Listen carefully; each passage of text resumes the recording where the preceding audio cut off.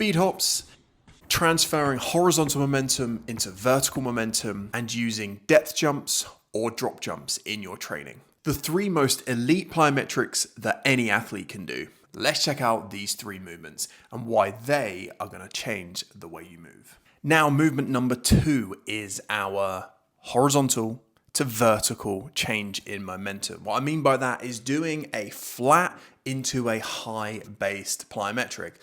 Now, I'll use the example here, which I'll show you. Flat hop into high hop. You come back down off the high hop, then you send it flat and push that into that vertical takeoff. Again, why is this so valuable and why is it such a difficult and elite form of plyometric? Why? Because of exactly the same reason as the speed hops, and that is eccentric stress. We are doing something here where you are having to decelerate so hard that you are changing the direction of momentum. You are converting that horizontal momentum, and like a high jumper, sticking your foot down out in front of you a bit more to pop you vertically into the air. And that ultimately is what we see when someone high jumps. They are running, carrying lots of horizontal momentum and then stopping on a dime and converting that to propel themselves up in the air as if their leg was a pole vault. And we are seeing that here in the flat into high base action. Now you can do this off one leg or you can do it off of two. It really doesn't matter. I think using both is great.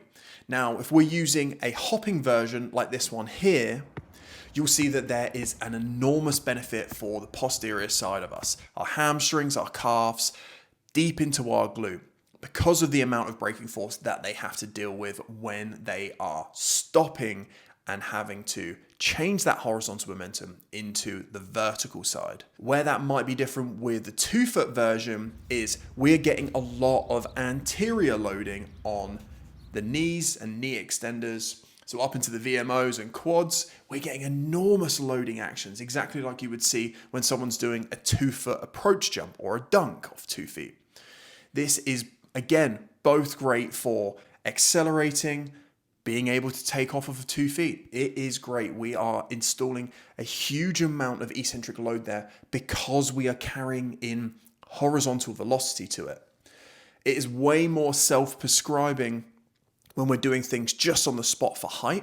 Now, obviously they are valuable, but when we carry in that momentum, we can carry in more and more speed and get way more confident with throwing ourselves into that at a faster rate. So you can use these, I think, a few times a week. You could be using the hopping version once a week and the bilateral version once a week. Whether it's in the same session or not is up to you.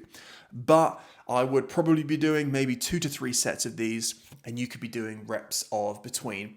A single rep would be flat into high, so that's 1 rep, and you might do a series of 4 to maybe 8 if it's a little bit more submaximal. But let's say 4 to 6 for ultimate ping tier, high level stimulus intensive plyometrics. You could be doing a couple of sets, like I said, but ultimately it is about quality here. So as soon as we see things diminish, like when you see that person back off of how much speed they're taking in, or how high they're going, or how long they're spending on the ground, that's when you pull that away. Either take a rest into set or shut the sets down and move on to something else. So that is converting horizontal momentum and transferring it into vertical momentum. Depth jumps versus drop jumps. Maximal explosive strength versus maximal reactive strength. What are the two differences? Depth jumps, we are falling from heights of in excess, as Verkhoshansky says, of 70 centimeters. What are we trying to achieve here? We are trying to maximally stimulate the system with as much eccentric stress that we can handle and then convert into as much height as possible. Drop jumps. Drop jumps, as deemed by Bosco, is a reactive strength method. We are looking to minimize ground contact time and maximize jump height at the same time. How high can I go in as fast as I can handle? Now, when one diminishes, we lose the reactive component that we want from it. So if we spend too much time on the ground to get a lot higher in jump height, we are not as reactive. And if we are being too fast on the ground and not getting as much jump height, then we're losing the strength component. So these two methods that are equally as valuable as each other, maybe more can do the drop jump method than maybe the depth jump method, just in terms of who can handle that level of eccentric stress. But there is a place for both of these in your program. How much volume would you be doing of both of these? And would you be putting it in with the other two elite training methods? That's a great question. So when we're looking at volume, sets, and reps, what does that look like? I'd be doing either of these once a week, especially if I have other things to focus on, like speed training, sport-specific work, and weight training. Depth jumps, I'd probably be doing sets of 3 to 5, and you might be doing that the same in sets, so 3 to 5 sets. If you are a beginner, start with single rep sets, and you are just going to build up to a level where you're seeing some diminishing return on your jump height or just how your body feels. And you'll feel it quite quickly. So I'd be putting these in once a week. With the drop jumps, I'd be doing the same. I'd be putting it in once a week, and I'd be doing sets of maybe 3 or 4, and I would max out at around 5 sets. The idea of these is maximum quality. You're going to get away with a little bit more with the depth jumps because you are chasing all jump height. We aren't as interested in how fast you're able to execute that in. It's not to say that it isn't valuable, but it's nowhere near as valuable as when we get to the drop jump method, where we have to maximize how quickly we can produce enormous amounts of force. I think both of these are super valuable methods, but you could be doing these as a kind of starter pack without the use of boxes. The drop jump method you could be doing as a simple on-the-spot pogo leap version of movement. Let me pop it for as much height as I can, as fast as I can. That is true ping tier plus plyos plyometrics. The depth jump would be more stand on the spot, and I'm going to send it for as much height as I possibly can. I'm going to come back down from that landing, and I'm going to do the same. And I might do a set of 3 reps continuously of those depth jumps. The drop jumps can be sets of 4 to 8, maybe even 10, if you're looking to do a 10-5 test. Where we fall short with this is how much eccentric stress you would get from your own jump heights. So when we're looking at the depth jump method, are you able to exceed 70 centimeters in jump height? Probably not for most people. So we use the box to exceed how high you can jump, and we use that as a way to super maximally load the eccentric component of that landing.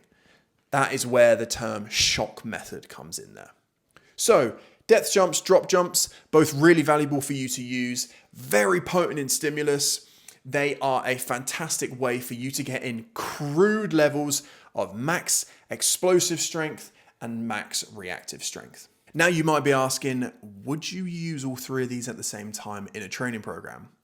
My answer is probably not.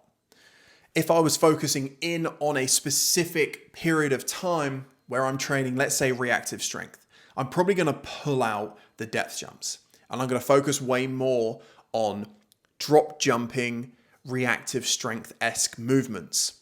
There is a time and a place for the depth jumps, but maybe in a reactive strength block, I would not be using them. I want my athletes to focus on creating as much force in as little time as possible, and that's not what we see when we depth jump. I would definitely be using speed hopping, and I might also back off of using a flat into a high hop or a horizontal into a vertical based movement. Why is that the case? Well, because of this transfer of momentum, we're seeing potentially a lot longer ground contact times.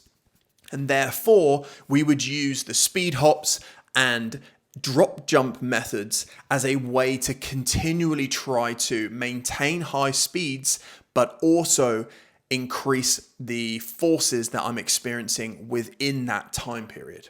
So I think knowing how long you're going to be spending on the ground when doing some of these methods is a great way to just bucket those movements into different places in your training.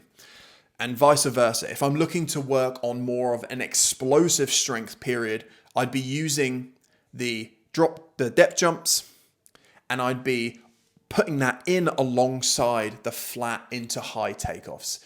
And I think that suits really well with how you might put together a dynamic session within the week.